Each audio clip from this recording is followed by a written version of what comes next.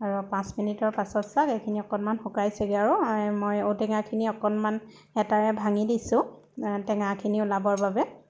কুকাৰত যিহেতু সিজি আছে, কুকাৰত যিহেতু 2টা চিটি মাৰি লৈছিলোঁ মই, সেইকাৰণে ঔটেঙাখিনি ধুনীয়াকৈ সিজি আছে, টেঙা হৈ যাব। তথাপি অকণমান ভাঙি দিছোঁ আৰু অকণমান টেঙা হ'বৰ বাবে দালিকণত।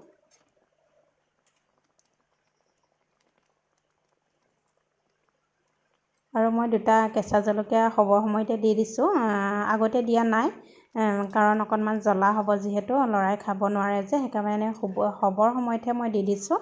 2টা জাল, ইমান জাল নহয়, কম জাল হ'ব, সেয়া ল'ৰাই আমাক খাব পাৰিব।